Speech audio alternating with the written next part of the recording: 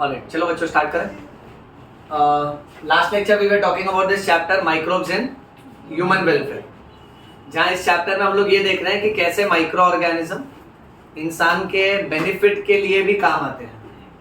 क्योंकि नॉर्मली जब भी माइक्रो ऑर्गेनिजम्स की हम बात करते हैं तो हमको लगता है कि माइक्रो ऑर्गेनिजम्स हमेशा नुकसान पहुंचाएंगे. हाउएवर फॉर दिस चैप्टर हम लोग ये देख रहे हैं कि माइक्रो ऑर्गेनिजम्स अलग अलग एस्पेक्ट में काम आते हैं. अगर सिर्फ टाइटल का रिवीजन करें तो हमने पिछले लेक्चर में पढ़ा था कि micro organism house hold activity में भी काम में आते हैं, जहां पे फर्मेंटेशन के through idli and dosa can be made, right बेटा? Yes. उसमें होल्स होता है because of which gas? Carbon dioxide gas. फिर हमने पढ़ा था एक यीस्ट है जिसका नाम है सैक्रोमाइसिस सेरेविसेई. इसने अगर आपको ब्रेड बना के दिया तो आप इसको बोलोगे बेकर्स यीस्ट, और इसने अगर आपको अल्कोहल बना के दिया तो ब्रूअर्स यीस्ट. फिर उसी में हमने पढ़ा था traditional drink of south India was a toddy made from palm tree. याद है बेटा? अच्छा, फिर हमने पढ़ा था चीज के दो वेराइटी है, स्विस चीज और Roquefort cheese. Swiss cheese was made with the help of bacteria propionibacterium shermanii, और रॉकफोर्ट चीज बन रहा था फंगस की मदद से. अच्छा, दोनों चीज में से किस में होल होते हैं बेटा? सोच के बताओ. कंफर्म?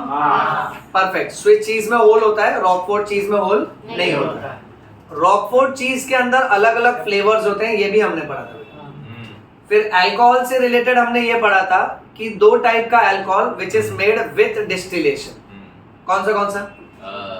विस्की. कौन सा सोचो? Wine and beer without distillation. And three alcohol with distillation was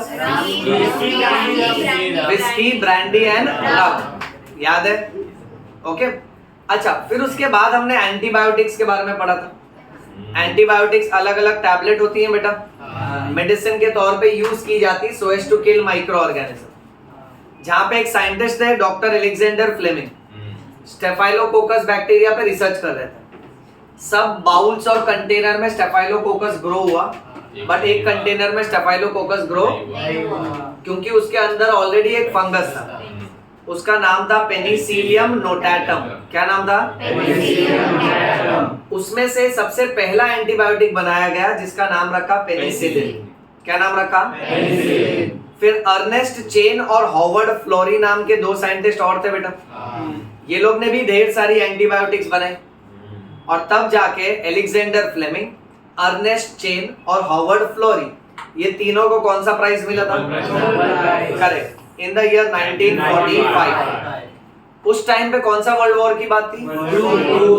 correct. तो वर्ल्ड वॉर 2 में जितने भी इंजर्ड सोल्जर्स थे, एंटीबायोटिक्स ने उनको हील किया बेटा. अच्छा, तो अब तक हमने टॉपिक में ये देखा है कि माइक्रो ऑर्गेनिज्म इंडस्ट्रीज में भी काम आते हैं, जहां पे वो अल्कोहल और एंटीबायोटिक बना के देते हैं. फिर हमने ये देखा कि micro organisms house hold activity में भी काम आते हैं. हमारे आज के लेक्चर में हम लोग 3 टॉपिक कवर करेंगे बेटा, जहां पे आज हम बात करेंगे कि कैसे माइक्रो ऑर्गेनिज्म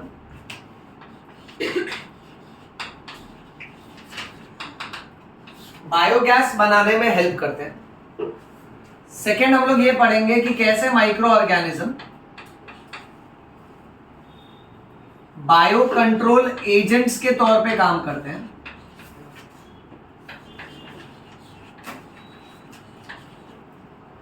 एंड लास्ट में हम लोग ये पढ़ेंगे कि कैसे माइक्रो ऑर्गेनिज्म बायो फर्टिलाइजर्स की तरह काम करते हैं.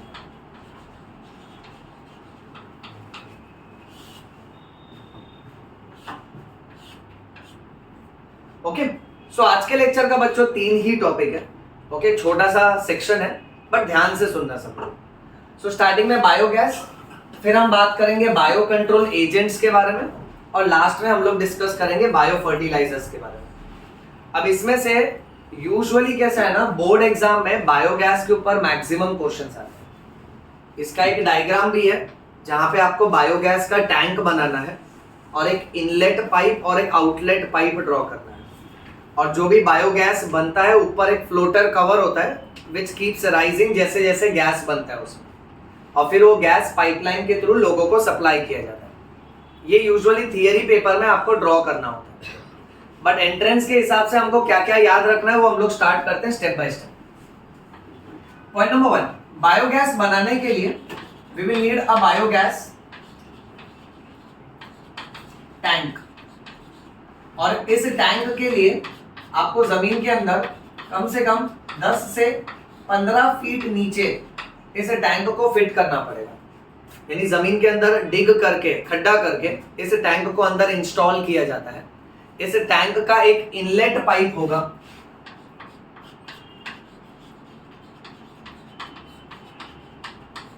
और इसका एक आउटलेट पाइप होगा। इस टैंक में जो भी डाला जाता है उसको स्लरी बोलते हैं। अब स्लरी में यूजुअली क्या होता है, इसमें वाटर यूज करते हैं हम लोग, और मेन इसमें हम लोग यूज करते हैं काऊ डंग। इसीलिए गांव की भाषा में biogas is also called as gobar gas, क्योंकि ये काऊ डंग से बनता है बच्चों। अब बात ऐसी है कि एनसीईआरटी कह रहा है कि काऊ डंग, काऊ जैसे जो एनिमल्स होते हैं उसको रूमिनेंट एनिमल बोलते हैं।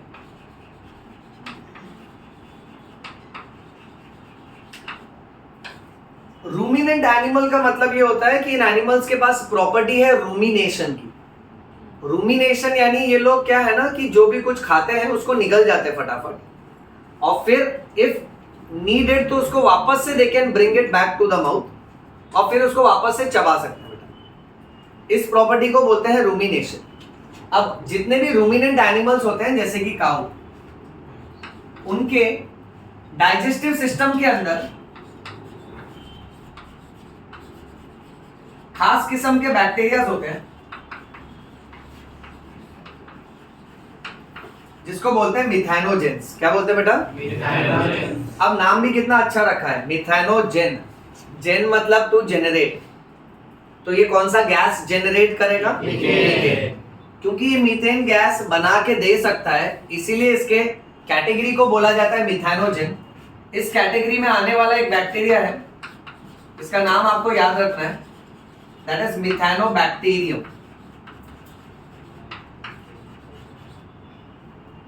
अच्छा, अब काऊ के इंटेस्टाइन के अंदर ऐसे बहुत सारे मिथैनोबैक्टीरियम होते हैं, और काऊ जब भी है ना वेस्ट प्रोडक्ट्स पास करते हैं, दैट इज स्टूल्स। सो उस टाइम पे ना ये सारे के सारे बैक्टीरिया उनके स्टूल्स में निकल आते बेटा।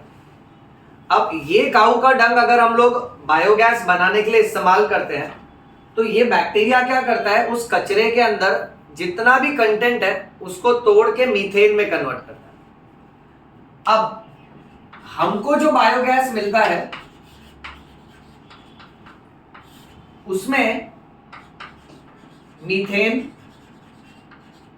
हाइड्रोजन और कार्बन डाइऑक्साइड, ये 3 गैसेस मिक्स्ड होती हैं, बट ज्यादा क्वांटिटी में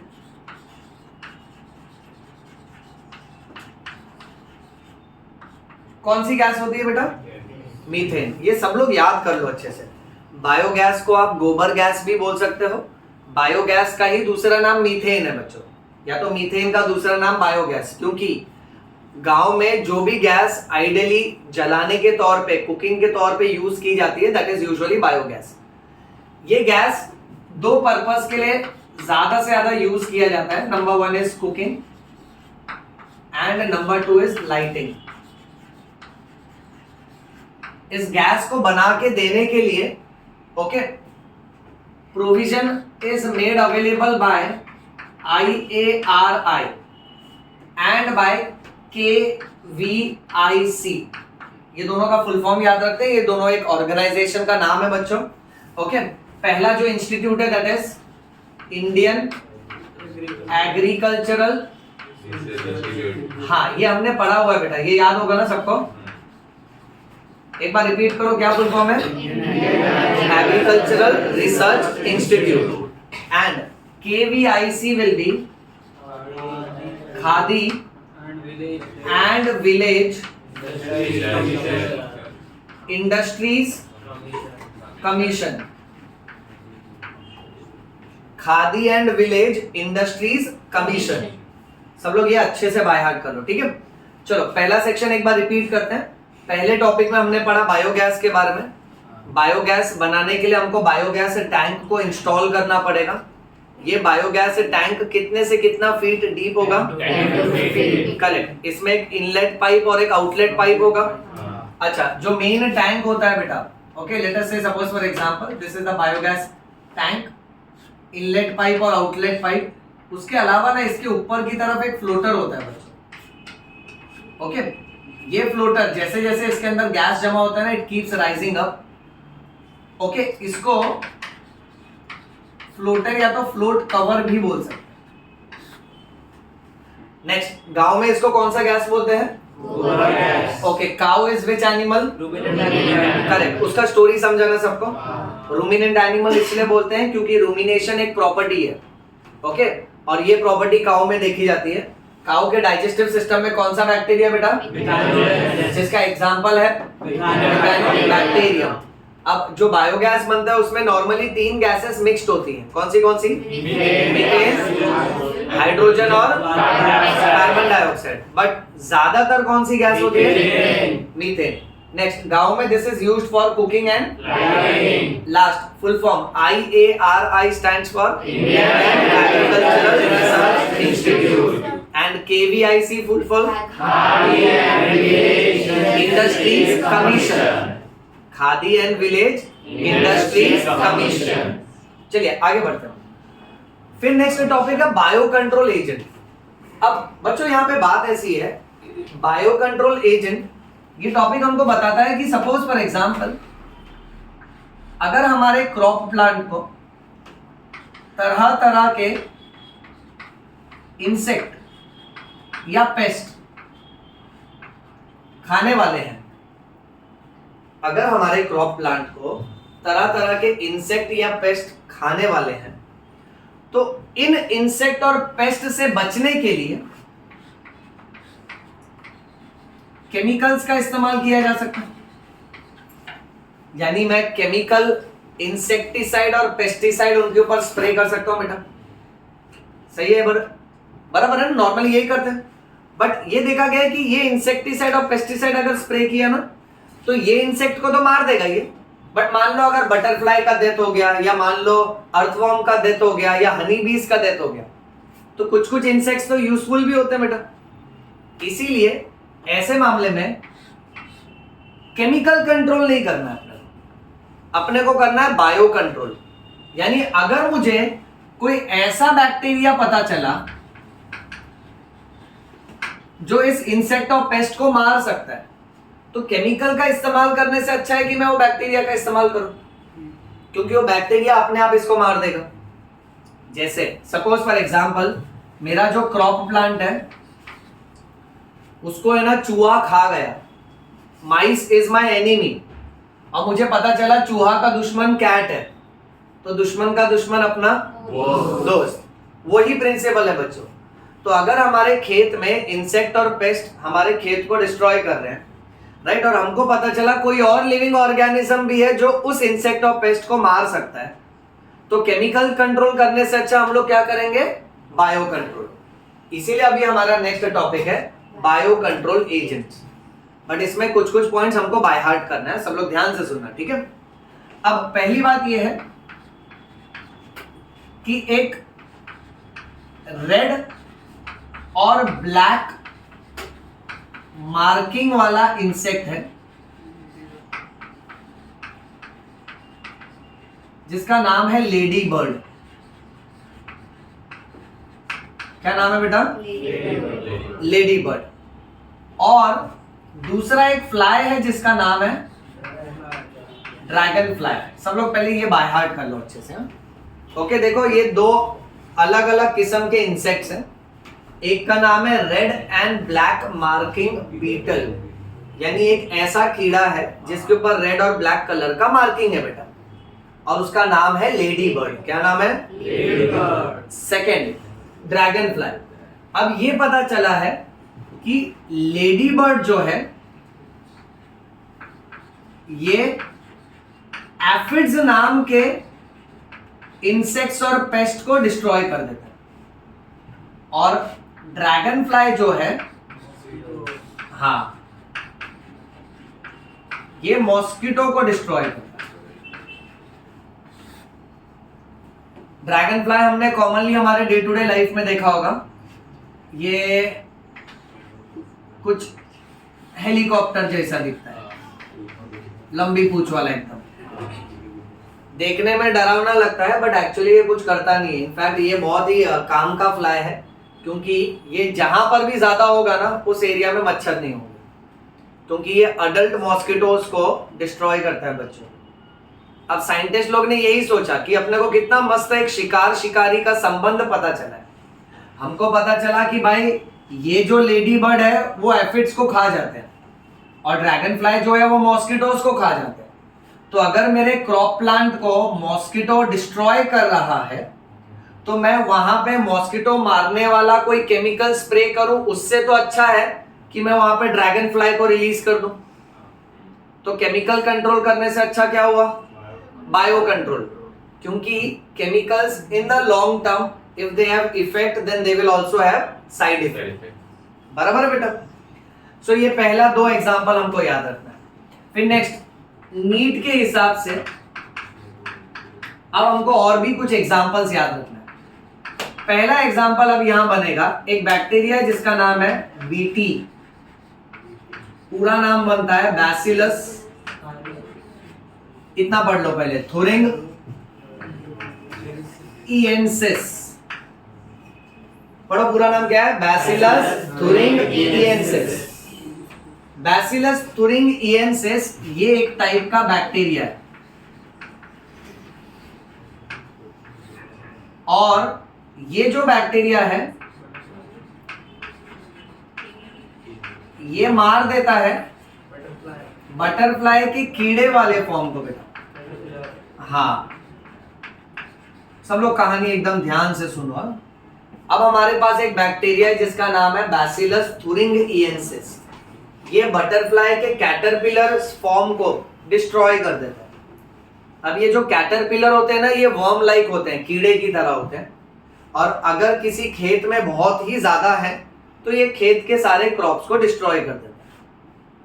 अब ये देखा गया है कि इस बैक्टीरिया के पास एबिलिटी है कि एक बहुत खराब केमिकल बनाता है जिसको टॉक्सिन बोलते हैं।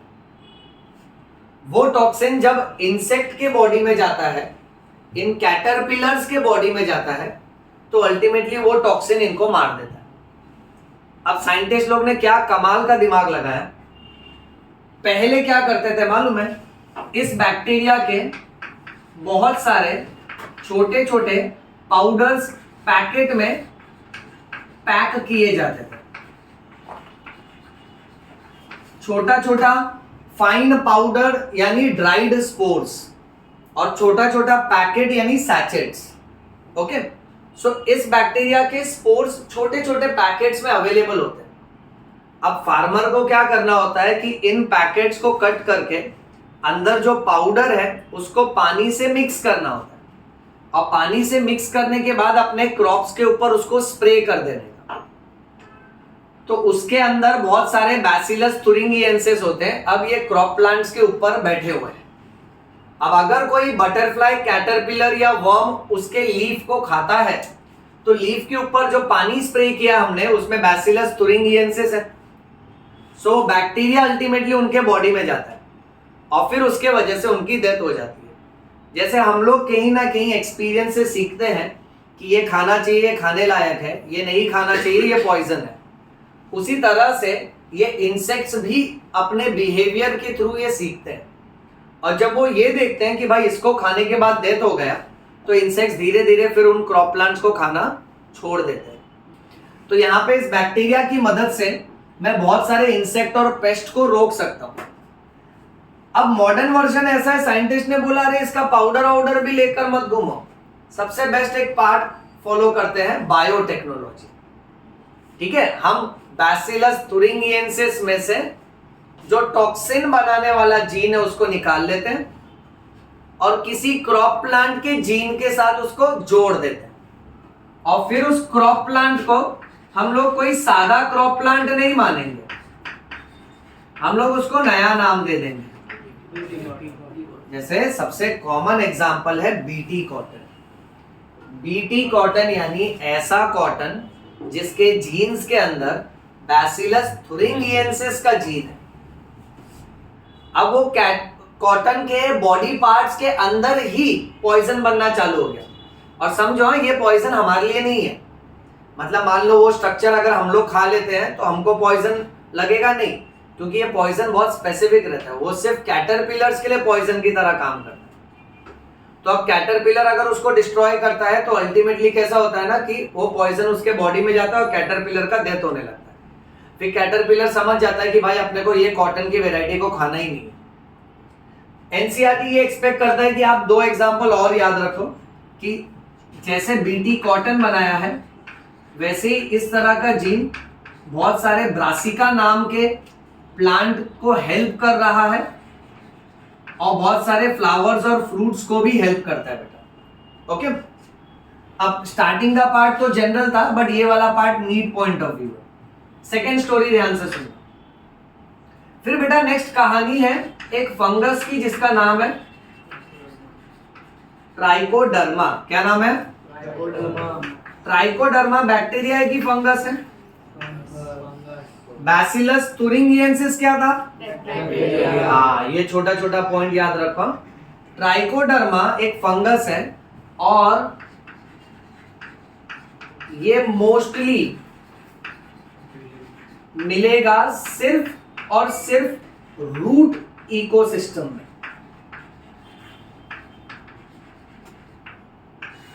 रूट इकोसिस्टम का मतलब ये होता है कि ये किसी भी प्लांट के सिर्फ रूट्स के अंदर पाया जाता है। मान लेते हैं ट्राइकोडर्मा, अब ये अंदर रह के क्या करता है, अगर उस प्लांट पे कोई और तरह तरह का इंसेक्ट या पैथोजेन या माइक्रो ऑर्गेनिज्म उसको अटैक कर रहा है तो ट्राइकोडर्मा उसको डिस्ट्रॉय करता है। इसीलिए अगर किसी प्लांट के अंदर हमने ट्राइकोडर्मा ऑलरेडी छोड़ के रखा है तो ये ट्राइकोडर्मा एक बायो कंट्रोल एजेंट का काम करेगा बेटा और तरह तरह के माइक्रो ऑर्गेनिजम्स को डिस्ट्रॉय कर देगा। तो यहाँ पे हम लोग ये लिखते हैं कि ट्राइकोडर्मा एक फंगस है। It is mostly found in which ecosystem? Root ecosystem. And it kills several plant pathogens. Okay, ये सेकेंड एग्जांपल था बेटा। चलिए अब इसमें थर्ड एग्जांपल की तरफ बढ़ते हैं। तीसरे वाले का नाम है वायरस। इस वायरस का एक्चुअल नाम है बैक्यूलो वायरस। क्या नाम है बेटा? बैक्यूलो वायरस। बैक्यूलो वायरस क्या करता है ना, ये बहुत सारे आर्थ्रोपोड्स को डिस्ट्रॉय करता है बेटा। आपको मालूम है फाइलम आर्थ्रोपोडा? ओके, आर्थ्रोपोडा में देखो मैक्सिमम इंसेक्ट और मैक्सिमम तरह तरह के पेस्ट इंक्लूडेड होते हैं, तरह तरह के कीड़े इसी कैटेगरी में होते हैं। अब बैक्यूलो वायरस एक ऐसा वायरस है जो आर्थ्रोपोड्स को डिस्ट्रॉय करता है। तो अगर हमारे खेत में बहुत सारे आर्थ्रोपोड्स या कीड़े हैं तो कीड़ों को मारने की दवा या केमिकल छिड़कने से अच्छा है कि हम लोग बैक्यूलो वायरस को रिलीज करें, क्योंकि ये बैक्यूलो वायरस अपने आप ही उसको मार देगा बेटा। अब इसमें बाय हार्ट करने लायक एक पॉइंट है जो मैं यहां सेपरेटली मेंशन करता हूं कि ये जो बैक्यूलो वायरस है ये बिलोंग करता है एक कैटेगरी ऑफ वायरस को जिसको हम लोग एनपीवी बोलते हैं। इसका फुल फॉर्म बनेगा न्यूक्लियो पॉली हेड्रो वायरस। क्या फुल फॉर्म है बच्चों? Nucleopolyhedrovirus. ये बाय हार्ट करना, यानी एमसीक्यू में ऐसा आएगा कि भाई एनपीवी कैटेगरी का माइक्रो ऑर्गेनिज्म कौन है, तो तुमको याद आना चाहिए ये बैक्यूलो वायरस। इतना समझा? चलिए अब खाली सेकेंड पार्ट एक बार रिपीट करते हैं बच्चों, आप लोग अभी का भी इसको मेमोराइज कर लो। हम लोग बात कर रहे हैं माइक्रो ऑर्गेनिज्म जो बायो कंट्रोल एजेंट्स के तौर पे काम आते हैं। बायो कंट्रोल एजेंट्स यानी ये इंसेक्ट और पेस्ट को डिस्ट्रॉय करेंगे। सो केमिकल कंट्रोल करने से अच्छा है कि हम लोग बायो कंट्रोल कर रहे हैं। अब इसमें स्टार्टिंग में दो बाय हार्ट करने वाला पॉइंट है। एक बीटल है जिसके ऊपर कौन से कलर का मार्किंग है? करेक्ट। उस बीटल का नाम क्या है? सेकंड कौन सा फ्लाई है? ड्रैगन फ्लाई किसको मारता है? मॉस्किटोस। एंड लेडी बर्ड किसको डिस्ट्रॉय करते हैं? करेक्ट। तो अगर मॉस्किटो और एफिड्स किसी क्रॉप को नुकसान पहुंचा रहे हैं तो बेटर है उन क्रॉप्स के ऊपर हम लोग ड्रैगन फ्लाई और लेडी बर्ड को छोड़ सकते हैं बेटा। ठीक है, ये पहला logic. Second, need point of view. देखो, तुमने बैक्टीरिया का एक एग्जांपल, फंगस का एक एग्जांपल और वायरस का एक एग्जांपल पढ़ा है, यानी 3 पॉइंट तुमको बाय हार्ट कर। बैक्टीरिया में ये तो तुमने नाम सुना है, इसको बीटी बोलते हैं। इसका नाम है बैसिलस thuringiensis। क्या नाम है? Bacillus thuringiensis। अच्छा, ये कौन से कैटरपिलर को डिस्ट्रॉय करता है? बटरफ्लाई कैटरपिलर को। और इसके कैसे स्पोर्स अवेलेबल है? कौन से फॉर्म में? सैचेट यानी पैकेट। अच्छा, पाउडर के फॉर्म में इसको डाला जाता है कि कैसे डाला जाता है? पानी में मिक्स करके फिर क्या किया जाता है? स्प्रे किया जाता है। याद है ना पॉइंट? एनसीईआरटी में दिया है, इसको पानी में मिक्स करके स्प्रे किया जाता है बच्चों। और अगर तुमने इसके जीन को ही किसी प्लांट में डाल दिया तो प्लांट का नाम बदल जाएगा, जिसका सबसे कॉमन एग्जांपल है यानी एक ऐसा मॉडिफाइड कॉटन जिसके अंदर आपने बैसिलस thuringiensis का टॉक्सिन वाला जीन डाल के रखा है।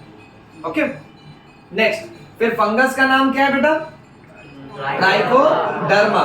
Mostly it is found in correct. और ये तरह तरह के प्लांट पैथोजन को मार देता है। प्लांट पैथोजन मतलब प्लांट को डिस्ट्रॉय करने वाले माइक्रो ऑर्गेनिज्म। फिर लास्ट एग्जांपल है वायरस। कौन सा वायरस है? बैक्यूलो वायरस। ये किसको डिस्ट्रॉय करता है? करेक्ट। और बैक्यूलो वायरस जिस जीनस को बिलोंग करते हैं, यानी जिस कैटेगरी को बिलोंग करते हैं, उस कैटेगरी का नाम है एनपीवी, फुल फॉर्म न्यूक्लियो पॉलीहेड्रोवायरस। इतना समझा बेटा? ओके, अब लास्ट सेक्शन है, इसमें केवल 3 पॉइंट्स पर ही फोकस करना है बेटा, उसके बाद ये चैप्टर क्लोज हो जाएगा। ओके, तीनों पॉइंट्स मेरे साथ ही बाय हार्ट करना सबको। चलो देखो, यहाँ पे टाइटल है बायो फर्टिलाइजर। अब अगर हम लोग फर्टिलाइजर की बात करें तो ये वो स्पेशल न्यूट्रिएंट्स होते हैं जो प्लांट्स को अल्टीमेटली अच्छे से ग्रो करने में हेल्प करते हैं। जैसे अगर मैंने क्रॉप के ऊपर एक फर्टिलाइजर छिड़क दिया या स्प्रे कर दिया तो वो फर्टिलाइजर क्या करेगा? क्रॉप प्लांट को नाइट्रोजन, फास्फोरस, पोटेशियम वाले कंपाउंड्स दे देगा और ये न्यूट्रिएंट्स की मदद से क्रॉप्स बहुत अच्छे से ग्रो होते हैं बेटा। बट प्रॉब्लम वही है वापस से कि भाई कोई केमिकल फर्टिलाइजर देने से अच्छा है कि मैं उसको क्या दूं? Bio fertilizer. क्योंकि chemical fertilizer if it is used for long duration rather than giving benefit, it gives more damage to the crop plant. Excessive use of chemical fertilizer decreases the fertility. Fertility of soil बढ़ाने के बदले वो कम कर देता है बेटा। अब कैसे मैं अलग अलग माइक्रो ऑर्गेनिजम्स की मदद से प्लांट्स तक नाइट्रोजन और फास्फोरस पहुंचा सकता हूं वो देखो। अब इसमें मेन टाइटल है nitrogen fixing micro organisms.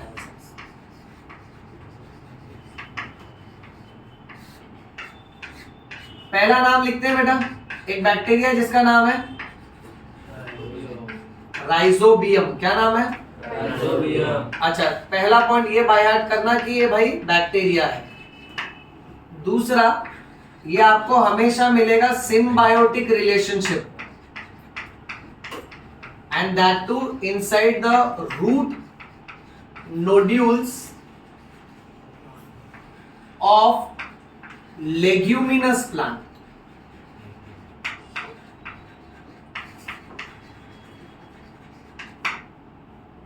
Root nodules of leguminous plant. Story ध्यान से सुनो हाँ बच्चों। लेग्यूमिनस प्लांट का मतलब होता है पल्सेस। पल्सेस यानी वो मूंग, मटकी, चना, सोयाबीन, ये सब जो आता है वो सब बेटा। ओके, सो इसमें तरह तरह के आपको स्प्राउट्स मिलते हैं, जिसका सबसे कॉमन एग्जांपल मूंग समझ के चलो। सो ये कैटेगरी के जो प्लांट्स होते हैं ना, उनको लेग्यूमिनस प्लांट बोलते हैं। अब बात ऐसी है कि लेग्यूमिनस प्लांट का जो रूट है, ये देखो, suppose this is the root of leguminous plant. अब ये प्लांट को जिंदा रहने के लिए इसको नाइट्रोजन चाहिए, बट नाइट्रोजन तो हवा में है इन द गैसियस फॉर्म। तो इसकी मदद करने के लिए राइजोबियम नाम का बैक्टीरिया इनके रूट्स में छोटा छोटा स्वेलिंग बनाकर रहता है। इस छोटे छोटे स्वेलिंग को नोड्यूल्स बोलते हैं। क्या बोलते हैं बेटा? Nodules. अब इस नोड्यूल के अंदर जो राइजोबियम नाम का बैक्टीरिया है, ये क्या करता है, एटमॉस्फेरिक नाइट्रोजन को अलग अलग नाइट्रोजनस कंपाउंड्स में कन्वर्ट करता है, क्योंकि प्लांट हवा का नाइट्रोजन डायरेक्ट नहीं खींच पाएगा। तो ये बैक्टीरिया क्या करता है, प्लांट को बोलता है देख तुझे एक ऑफर देता हूं, हवा का जो नाइट्रोजन है ना उसको मैं कन्वर्ट करके नाइट्रोजनस कंपाउंड्स में तुमको अवेलेबल करवा के दूंगा। तो मैं नाइट्रोजन लूंगा, उसको नाइट्राइट है, नाइट्रेट्स है, ऐसे कंपाउंड में कन्वर्ट कर दूंगा, तुमको दे दूंगा, तुमको नाइट्रोजन मिल जाएगा। बट बदले में मुझे रहने के लिए नोड्यूल्स के अंदर जगह दो और मुझे भी थोड़ा बहुत न्यूट्रिशन दो। अब ऐसा रिश्ता जहां दोनों का आपस में फायदा हो रहा है। प्लांट का फायदा ये हो रहा है कि भाई उसको नाइट्रोजन मिल रहा है, और राइजोबियम का फायदा ये हो रहा है कि उसको रहने के लिए जगह मिल रहा है और नरिशमेंट मिल रहा है। इसको हम लोग बोलेंगे सिम्बायोटिक रिलेशनशिप। क्या बोलेंगे बेटा? Symbiotic relationship. To be very specific, this is called as mutualism. What is it called as? Mutualism. जहां both organisms are mutually benefited. But अब ध्यान से सुनना, राइजोबियम बैक्टीरिया जो है ना वो ये काम कर सकता है, बट वो सिम्बायोटिक फॉर्म में, यानी वो रूट के अंदर रहेगा। अब दो बैक्टीरिया और है बेटा, एक का नाम है अजोटोबैक्टर और दूसरे का नाम है अजोस्पिरिलम। नाम बाय हार्ट कर लो, अजोटोबैक्टर और अजोस्पिरिलम। ये दोनों जो बैक्टीरिया है, ये देखो कौन से वैरायटी के हैं।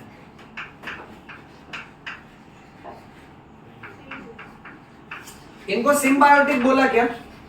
नहीं. तो ये है फ्री लिविंग। अब इनका काम करने का तरीका देखो कैसे। ये फ्री लिविंग यानी ये मिट्टी में अपने दम पे रहते हैं। ये प्लांट को कहते हैं तुझे नाइट्रोजन चाहिए ना, मैं नाइट्रोजन पकड़ के सॉइल में डाल दूंगा या तो तुझे अवेलेबल करवा के दे दूंगा। ठीक है, तो प्लांट बोलता है ठीक है, तो उसके बदले तुमको रहना है क्या मेरे रूट के अंदर? तो बोलता है नहीं, मैं वो कैटेगरी का नहीं हूं कि भाई मैं तेरे साथ अटैच होके या चिपक के रहूंगा। तो I can do the same task okay without being attached to you. Understand this grammar. Rhizobium जो था ना, राइजोबियम बैक्टीरिया नोड्यूल्स के अंदर चिपक के रहता था, बट अजोटोबैक्टर और अजोस्पिरिलम ये दो बैक्टीरिया ऐसे हैं जो सॉइल में ऐसे ही पड़े रहते हैं, फ्री लिविंग। इसका ट्रिक ऐसे याद रखना, ये लोग रूट्स के साथ चिपके नहीं है बेटा, फ्री लिविंग है। फ्री लिविंग है यानी आजाद है। तो देखो ना, दोनों वर्ड आजाद आजाद जैसा ही प्रोनाउंसिएशन से चालू हो रहा है। तो जहां जहां ये अजो अजो आएगा ना, तो याद रखना ये आजाद वाले हैं, यानी ये फ्री लिविंग वाले हैं। Okay, moving on. फिर नेक्स्ट एग्जांपल, एक और माइक्रो ऑर्गेनिज्म है जिसको बोलते हैं माइकोरिजा। देखने पे पता चला कि भाई ये बैक्टीरिया नहीं है, ये कौन है? फंगस है। और ये प्लांट को नाइट्रोजन नहीं, ये क्या अवेलेबल करवा के देता है? फॉस्फोरस अवेलेबल करवा के देगा।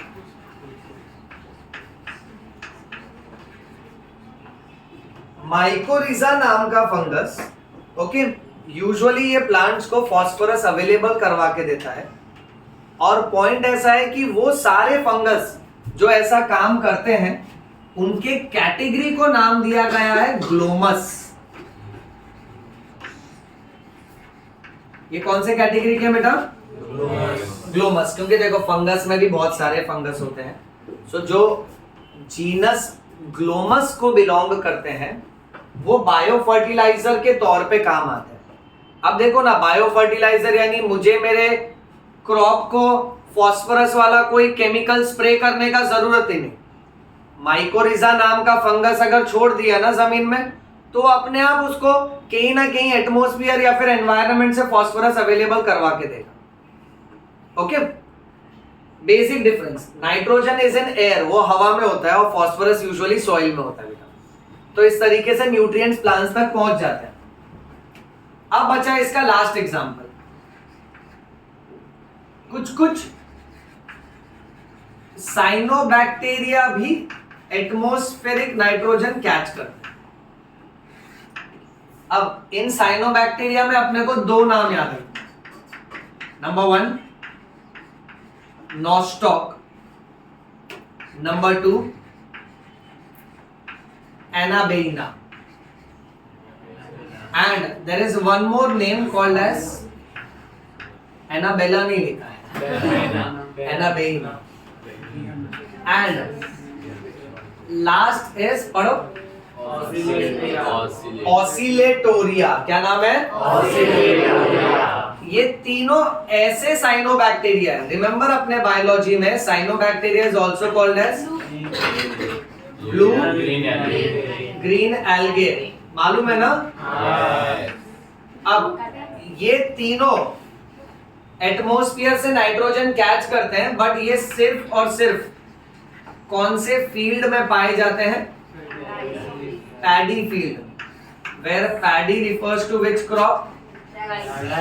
Rice crop. ये याद रखो, ये तीनों नाम बाय हार्ट करो बच्चों। फर्स्ट कौन सा है? नॉस्टॉक, सेकंड कौन सा है? एनाबेइना, और थर्ड कौन सा है? ऑसिलेटोरिया।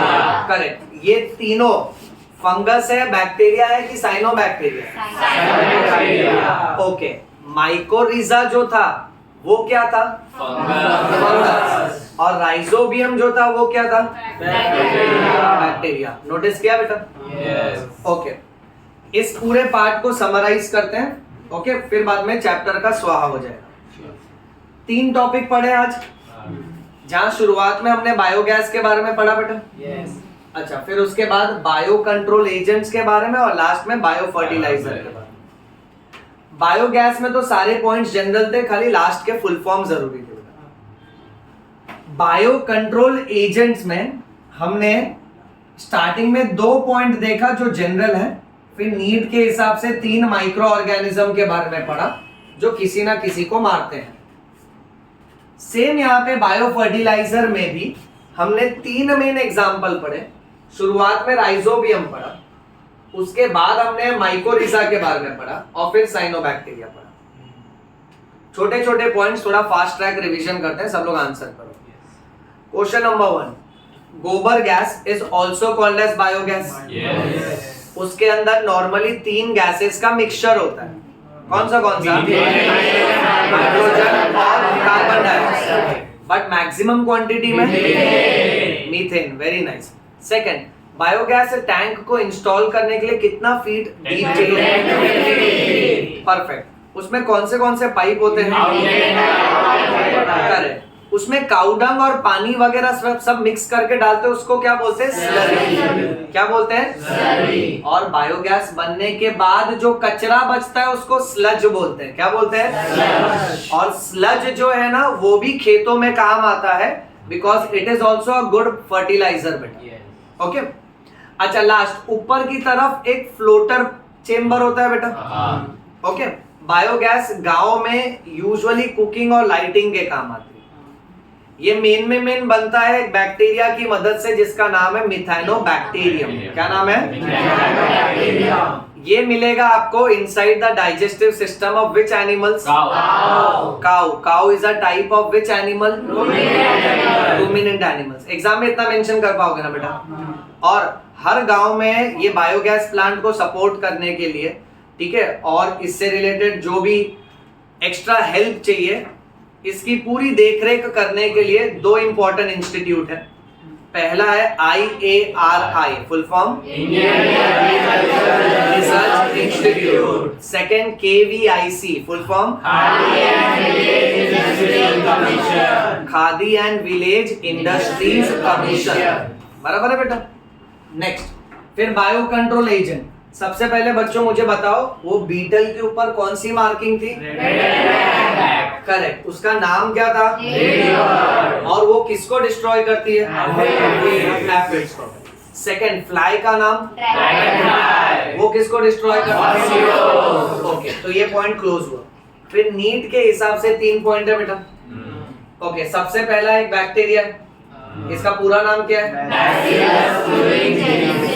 ओके, अगर न तक पढ़ते हो ना तो जेनेसिस बोल सकते हो, बट अगर जी तक बोलते हो तो थुरिंगिएंसिस भी बोल सकते हो, जो कंफर्टेबल लगे। नीट में फाइनली तो ऑप्शन ही मार्क करना है आपको। ओके, अच्छा, ये कौन से कैटरपिलर को डिस्ट्रॉय कर रहा है? इसके स्पोर्स यूजुअली ड्राइड फॉर्म में होते हैं, और कौन से फॉर्म में होते हैं? सैचेट्स। सैचेट्स का सिंपल मीनिंग है करेक्ट। इसमें वाटर मिक्स करके इसको स्प्रे करना होता है। अच्छा, एक example of BT crop is BT cotton.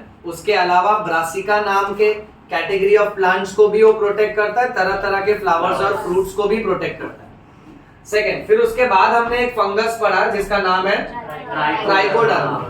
ये मोस्टली आपको शूट में मिलेगा कि रूट में मिलेगा? करेक्ट। और ये बहुत सारे प्लांट पैथोजेंस को मार देता है। थर्ड मेरा बेटा, उसके बाद हम लोग ने एक वायरस का नाम पढ़ा जो है डायक्लोवायरस। ये खासम खास किसको मारता है? आर्थ्रोपोडा को डिस्ट्रॉय करता है। और इसके कैटेगरी को बोलते हैं NPV, फुल फॉर्म। ओके, इतना पार्ट समझा अच्छे से? चलो लास्ट पार्ट रिवाइज करो मेरे साथ। Last part is bio fertiliser. Fertiliser वो कंटेंट होता है जो प्लांट को न्यूट्रिएंट्स देता है। अब हम चाहे तो केमिकल के फॉर्म में भी दे सकते थे, बट केमिकल कैसा है, लंबे समय के लिए नुकसान पहुंचाता है।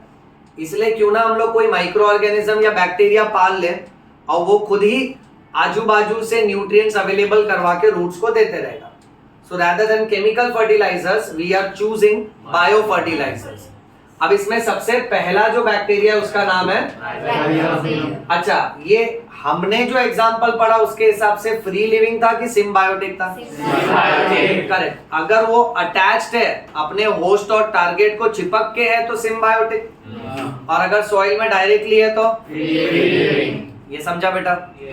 अच्छा, आंसर करो, ये राइजोबियम यूजुअली कौन से प्लांट्स में पाया जाता है? Leguminous plants.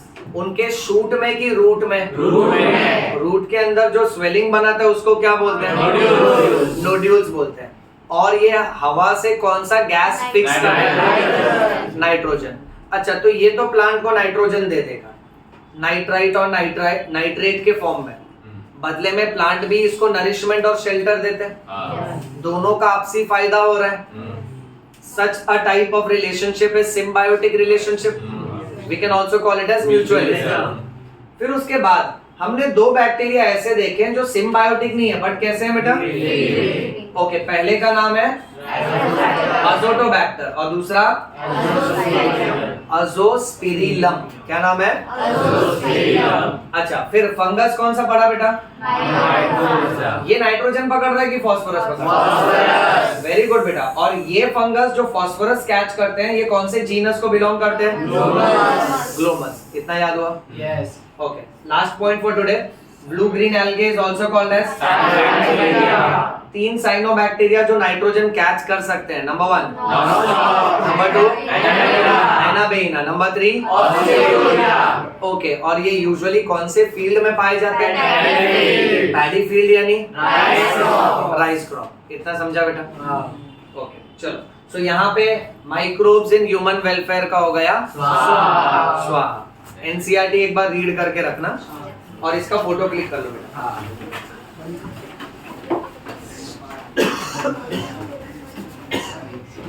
बंद कर दो। अच्छा, अभी बोलते हैं। 1 मिनट। सबको चैप्टर समझा?